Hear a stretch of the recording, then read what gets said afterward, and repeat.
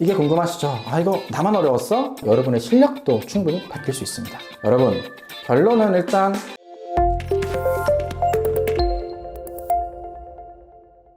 안녕하세요. 베테랑스 SAT 연구팀장 데이빗입니다. 이번 지난 3월 11일에 디지털 SAT 첫 시험이 있었죠. 그래서 시험 안 본 친구들은 이거 어떻게 나왔지 궁금하실 것 같아요. 그래 알아야지 5월, 6월달 시험 잘 준비하잖아요.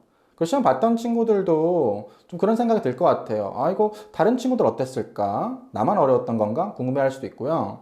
그리고 학부모님들 입장에서는 우리 아이들이 이번에 시험 봤는데 좀 객관적으로 시험이 어땠는지 궁금해하시고, 그리고 또 다음에 5월달, 6월달을 대비해서 어떻게 준비를 해야 되는지 전략도 좀 궁금하실 것 같아요. 이번에 시험을 응시한 학생들의 생생한 경험을 데이터로 담은 서베이를 분석을 했거든요. 그 결과를 지금 알려드리겠습니다. 오늘 영상은 크게 세 가지 요소가 있습니다. 시험이 이번에 좀 예상대로 나왔는지, 그리고 시험 난이도는 어땠는지, 그리고 난이도에 따라서 우리가 어떻게 준비를 해야 되는지, 이렇게 세 가지를 알아볼게요. 첫 번째, 예상대로 나왔나? 네, 예상대로 나왔습니다. 저 영상 보신 분들은 다 아셨겠지만 이번 디지털 SAT는요 크게 네 가지 영역으로 있죠. Craft and Structure, 그리고 Information and Ideas. 이 두 가지가 Reading이고요. 그리고 Expression of Ideas랑 Standard English Conventions. 이 두 가지가 Writing입니다. 각 영역별로 좀 자세히 보면은요, Craft and Structure에서는 vocabulary 문제 위주로 나왔어요. 사실 purpose 문제가 아예 없었던 건 아니겠지만 별다른 언급이 없었거든요. 그러면은 문제가 특별히 어렵거나 쉽거나 그런 거 아니었고 좀 무난하게 나온 것 같고, 좀 중요하게 그리고 많이 나온 게 vocabulary 문제였습니다. 자, 그리고 두 번째 Information and Idea 섹션에서는요, 여기에서는 이제 메인 아이디어 문제, 그러니까 그 지문의 큰 주제를 파악을 하는 문제죠. 그리고 Evidence 문제. Evidence 문제는 크게 두 가지로 나뉘는데요. 간단하게 말씀드리자면은 이렇게 좀 support, undermine 하는 거를 물어보는 문제는 조금 더 추론이 더 들어가고요. 이런 식으로 코테이션을 딱 고르게 되는 문제는요, 조금 더 직관적인, 조금 더 그냥 팩트 기반의 문제풀이라고 보시면 될 것 같아요. 이런 문제들이 꽤 나왔고, 그리고 logical completion. 이 문제들은 이제 기존 페이퍼 시험에서 어려웠던 그 inference 문제들 있죠? 그거랑 좀 비슷하다 보시면 됩니다. 물론 다른 자잘한 유형들도 있지만 이 세 가지는 진짜 절대로 빠지지 않습니다. 이 세 가지가 메인이에요, 메인. 네, 그래서 리딩 영역에서는요, 방금 말씀드린 유형들 있죠? 얘네들이 거의 한 90% 지분을 가져간다 보시면 될 것 같아요. 그럼 당연히 이 문제들을 대비하는 게 너무나도 중요하겠죠. 그리고 다음 Expression of Ideas에서는요, Transition 문제들, 그리고 Listing 문제들이 좀 나왔어요. 다른 것들도 있었지만 얘네들이 거의 메인이었습니다. 그리고 마지막 이제 Reading Writing 영역 Standard English Conventions에서는 여러 가지 문법이 나오긴 했지만 진짜 제일 압도적으로 많은 지분을 가져간 거는 아무래도 Punctuation 문제였습니다. 그래서 이번에 시험 여러분 크게 서프라이즈한 건 없었어요. 저희가 예상한 범위 내에서 시험은 나왔다, 이렇게 얘기를 할 수 있겠네요. 이게 궁금하시죠? 이거 나만 어려웠어? 여러분, 결론은 일단 NO입니다. 이번 시험은 좀 어렵다고 얘기한 친구들이 많았던 것 같아요. 예를 들어서 그 모 인터넷 커뮤니티에서 했던 서베이를 보면은 학생들이 이번 시험의 평균 난이도를 5점 만점에서 3.3으로 줬다고 하는데, 요게 이제 항상 이제 평균적으로 나왔던 2.9 점보다는 높기 때문에 전반적으로 좀 어렵게 느꼈다라고 할 수 있을 것 같습니다. 자, 그러면 저희가 분석한 서베이 내용을 좀 바탕으로 조금 더 자세히 보도록 할게요. 일단 이번 서베이에서 제일 많이 나온 얘기가 뭐였냐면요, 모듈 1, 모듈 2 얘기가 좀 나왔습니다. 무슨 얘기가 나왔냐면은 블루북 기준으로 블루북이랑 비교를 했을 때 모듈 1은 조금 더 쉽게 나왔다, 실전에서. 하지만 모듈 2가 진짜 어렵게 나왔다. 그리고 특히 이제 모듈 2가 이제 어려우면서 생기는 문제가 뭐였냐면은 시간 관리가 좀 힘들었다, 이런 얘기가 많았어요. 시간이 문제가 되니까 여러분 진짜 좀 확실한 전략을 준비해서 가야 됩니다. 시간을 우리가 날리는, 허비하는 이유는 뭐냐면은 진짜 어려운 문제 매달려가지고 그거 하느라 다른 문제들 못 푸는 거거든요. 내가 어떻게 할지, 어떤 액션을 취할지 정확하게 정하고 가야 돼요. 어려운 문제 매달리다가 시간을 다 허비하는 게 제일 큰 이슈인데, 아셔야 됩니다. 그런 행동은요 진짜 비효율적이에요. 그건 진짜 마치 늪에서 헤엄을 치려고 하는 거랑 똑같습니다. 그냥 허우적거리다가 그냥 더 깊게 빠져들기만 합니다. 답이 안 보인다? 과감하게 손절하고 넘어가시는 연습 꼭 해주셔야 되겠습니다. 자, 그럼 이제 과목별로 볼게요. 일단 수학부터. 수학은 보니까 좀 방심을 한 친구들은 당황했을 것 같아요. 수학 얘기는 들어보니까 난이도가 굉장히 높게 나왔다고 하더라고요, 평소 하는 것보다.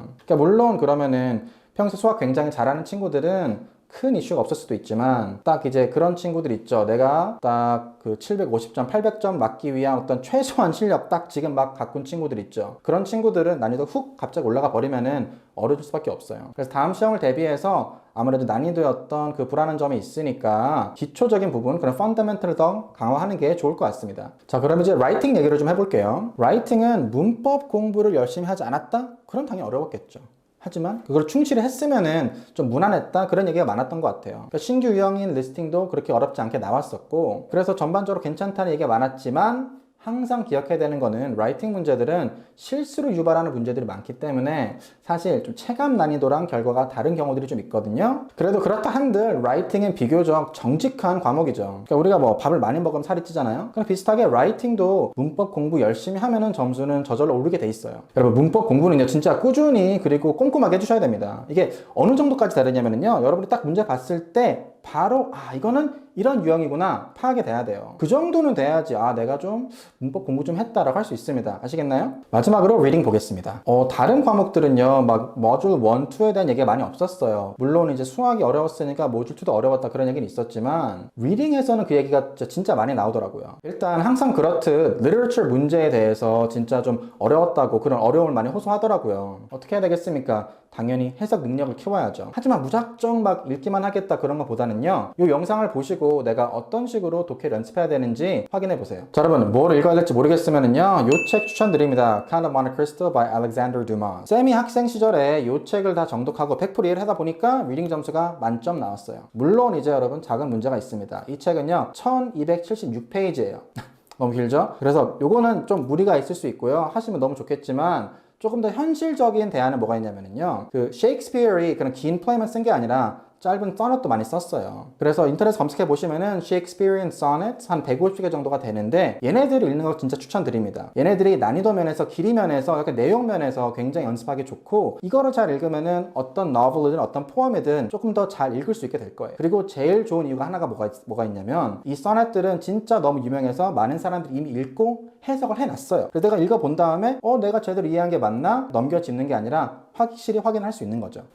그리고 이제 또 어렵게 나온 게 뭐냐면요, 과학 지문들이 굉장히 어렵게 나왔다고 하더라고요. 일단 그리고 특히 그 중에서 그 support and undermining 그 추론 문제들 있죠. 얘네들 굉장히 어렵게 나왔는데, 얘네들은 그쵸 뭐 독해력도 필요하고 그리고 사고력도 필요하잖아요. 그럼 어떻게 연습을 해야 되냐? 일단 얘네들도 좀 어려운 그런 과학 지문들을 읽는 연습을 해야 돼요. 그리고 읽을 때는 그냥 읽는 게 아니라 여기 영상에서 쌤이 소개를 한 것처럼 좀 차근차근이라도 분석하는 연습을 해보시고요. 그냥 그렇게 분석을 하면서 정리를 해야지 내가 이렇게 읽으면 되겠구나, 그 방법이 체화되거든요. 그래서 저희 학생들 같은 경우에는 이런 좀 어려운 그런 과학 지문들을 뭐 일반 연습 문제나 아니면은 일반 과제로 내면서 연습을 좀 많이 시키려고 하고 있습니다. 만약에 근데 내가 자료에 대한 액세스가 없다 그렇다면은 제가 추천드릴 수 있는 제일 좋은 리소스 중 하나는 예전에 페이퍼 SAT 있죠? 거기에 나왔던 과학 지문들을 쭉 읽어보시고 정리해 보시면서 거기에 있는 문제들을 문제풀이 연습이 아니라 그냥 독해 연습한다는 생각으로 한번 풀어보세요. 그리고 여러분, 마지막으로 강조하고 싶은 거는 진짜 리뷰를 꼼꼼하게 해주세요. 어느 정도로 꼼꼼하게 써야 되냐면은요, 누가 내가 적어놓은 설명을 봤을 때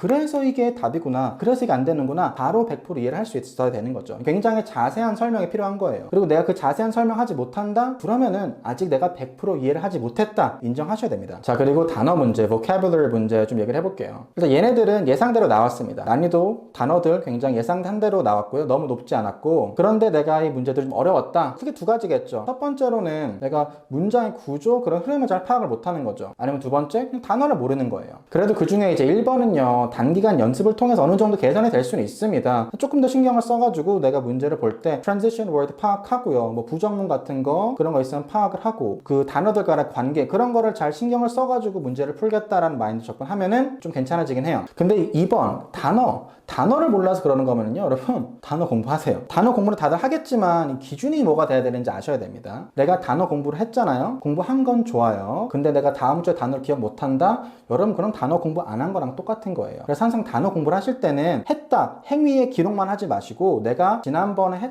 공부했던 단어들을 기억하고 있는지 그거를 계속 반복해서 공부해 주셔야 돼요. 그리고 단어를 공부할 때 목록 여러 개 있잖아요. 단어 목록들 그런 것도 너무 좋지만 여러분이 이제 모의고사를 풀고 리뷰를 할 때 때 거기에서 모르는 단어들 우선적으로 항상 공부하셔야 됩니다. 여러분 그러면 단어를 안다의 기준이 뭐냐면요, 딱 내가 단어를 봤을 때 5초 안에 정확하게 뜻을 말할 수 있어야 돼요. 가끔은 그런 얘기를 할 때가 있어요. 선생님 저는 단어 뜻을 알긴 아는데 뭐라고 설명을 해야 될지 모르겠어요. 솔직히 말씀드리면은 그런 경우는 그냥 단어를 모르는 거예요. 모르니까 설명을 못 하는 거죠. 제가 왜 이렇게 단어를 강조하냐면요, 단어는 진짜 변수예요. 변수 맞아요. 근데 우리가 통제할 수 있는 변수예요. 좀 장기간에 봤을 때는. 단어 1000개를 외우잖아요. 내가 풀 수 있는 문제들이 늘어나요. 1000개를 더 외우면은 더 늘어나고, 그런 식으로 내가 단어를 외우기만 하면은 거의 확정적으로 풀 수 있는 문제들이 생긴다니까요. 여러분이 단어를 몰라서 못 풀었던 문제들 걔네들을 풀 수 있는 거예요. 힘들죠. 힘든 거 알아요. 하지만 그만큼 효과가 확실합니다. 그러니까 단어 공부는 진짜 열심히 해주셔야 돼요. 자, 오늘 영상 통해서 3월 시험에 대해서 좀 알아봤는데요. 간단하게 정리하면요, 이렇게 4가지가 될 수 있겠네요. 첫 번째, 시험의 범위나 형태는 예상한 대로 나왔다. 그래서 아마도 5월, 6월 시험도 비슷하게 나오지 않을까 생각이 들고요. 두 번째, 주요 유형으로는 reading, writing에서 일단 reading 같은 경우에는 vocabulary, evidence, 여기에 support and undermine, 그리고 quotation 문제가 있겠죠. 그 다음에 logical completion, 얘네들이 좀 메인 문제들인 것 같고요. writing에서는 listing, transition, 그리고 punctuation, 요 3가지가 굉장히 중요합니다. 그러니까 이 유형은 내가 어떻게 풀어야 되는지 정확한 파해법을 준비해 가시기 바랍니다. 세 번째, 난이도. 수학, 생각보다 어려웠다? writing, 무난했다. reading, 모듈 2 굉장히 어려웠다. 시간 관리하기 힘들었다. 꼭 기억해 주시고 준비해 주세요. 네 번째, 5월, 6월 시험을 대비하기 위해서 뭘 해야 되냐? 일단 수학 같은 경우에는 아까 말씀드렸죠. 기초를 좀 탄탄하게 다지시고요. writing은 어떻게 하라 그랬죠? 문법 공부 철저하게. 그리고 reading은 아까 말씀드린 그 독해 연습법이나 그리고 단어 공부 진짜 열심히 해주셔야 됩니다. 이제 이 영상 올라갔을 때쯤 되면은 점수가 나왔겠죠? 여러분 만약에 이번 시험에서 원하는 점수가 나왔다? 축하드립니다. 고생 많이 하셨어요. 근데 아직 점수가 좀 아쉽거나 아니면은 아직 시험을 앞둔 상태라서 걱정이 많이 되는 친구들도 있을 것 같아요. 여러분 그런 상황이면은요, 너무 초조해하지 말고 너무 걱정하지 말고 일단 내가 해야 되는 것, 그리고 할 수 있는 것부터 하나씩 공부하고 연습을 했으면 합니다. 5월, 6월까지 차근차근 준비해봐요. 그때까지 시간을 따져보면은 계절도 바뀌니까 여러분의 실력도 충분히 바뀔 수 있습니다. 오늘 영상은 여기까지입니다. 시청해주셔서 감사합니다.